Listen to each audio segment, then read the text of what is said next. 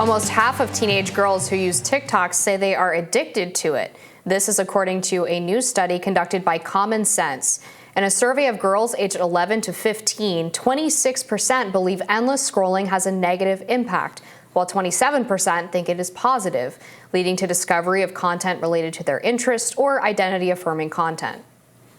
When it comes to filters that change the appearance of photos or videos, 21% see their use as having a negative impact, including impacting body image and thoughts about appearance, while 38% see the use of filters as positive.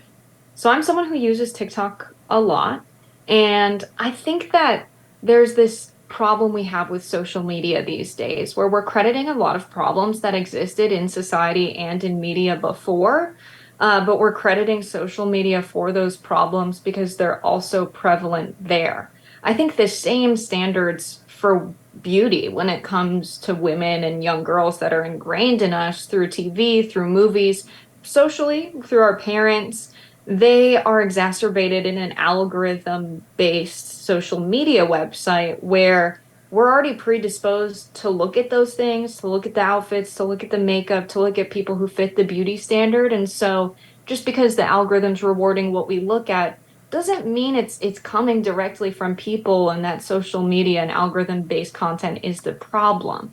I think we're confusing where the real source of this is by not looking a little bit further into it. Well, I think it's fair to say that social media doesn't cause all of these problems, but it definitely exacerbates them. I mean, on the filter question, I was really surprised to see how many young girls say that the filters are a good thing. And I wonder if part of that comes from this warped idea of what they look like when they're under a filter as opposed to what they look like in person. There have been studies on the self-perception of young girls, and a lot of them say that they actually have a hard time looking in the mirror because they're not used to seeing themselves without this blurring effect or some of the retouching that happens on these apps. And on the question of the social aspect of social media, I hear a lot of young people say that they appreciate the sense of community that social media gives them, but it's ultimately kind of a false sense of community, and it actually increases the feelings of isolation and alienation from your physical, real-life community. So although it seems like there's a positive impact happening, the reality is that people do have to live in the real world eventually, and it increases the feelings of anxiety and depression of having to interact with people in person when most of your communication is being done over a phone. I think really the main problem with social media when it comes to making young girls and just people in general questioning their self-image, their self-worth, not just like their body and their face, but what they get up to on a day-to-day basis. It's just this constant comparison of what your peers are doing. And this failure to always have that conscious thought, this is what people are choosing to share. Not only that, but to extrapolate someone's entire life based off of what they post on social media and not have that thought is something that can be detrimental when you're making a constant comparison to yourself, which is just a natural part of growing up. I think it's something that a lot of people do when they're in middle school and high school age, when they're teenagers trying to figure out who they are. That's something that's a little bit more healthy in a schoolyard than it is looking at a screen, looking at people who are much older than you or who have access to more resources than you, who are from a different part of the world even than you. So I think that comparison, the constant comparison, is a source of a lot of problems. I think the filters maybe aren't as much as a big deal as some people would make them out to be, because I think a lot of young girls replace putting a filter on with going and or replace going and putting makeup on with the filter. So the comparison of like TV news back in the day where there's a lot of powder being put on before someone goes on the air, and a lot of people see that and make that comparison to just putting a filter on and not going and putting any makeup on. I don't think that's as much of a big deal as this constant comparison. Yeah, I think you're definitely right about that comparison aspect. I mean, scrolling through Instagram, you see influencers who are on, all expenses paid vacations to various tropical locations around the world, who have the newest designer threads, and they've probably had work done on their faces and on their bodies, and basically have created this impossible standard to live up to. And yes, these things exist in popular media, and there are certain societal expectations when it comes to appearance. But the addictive nature of social media means that girls are being inundated with these images on a much more regular basis, which really reinforces that negative mindset, that negative self-talk.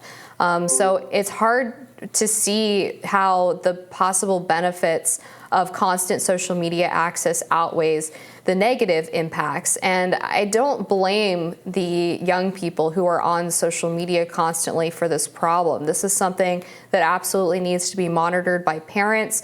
There have been pushes by some politicians, most notably Missouri Senator Josh Hawley, to limit some of the addictive functions, such as the endless scrolling features on social media apps, in order to protect young people. He also has proposed greater age restrictions. I know in Virginia recently they passed a law that required pornography sites, not exactly social media, but you get the point, to require age verification before people are able to access it. Because unfortunately, in our modern era, it's very, very difficult to prevent your kids from basically finding anything they want online. Pretty much everybody has access to a phone. If your kids don't, then their peers do, and they're looking at horrible things at sleepovers. So I'm definitely not reflexively opposed to potential government regulation to make sure that these kids are growing up in a healthy environment where they are having face-to-face conversations and they're not constantly inundated with messaging that can lead to negative self-thought.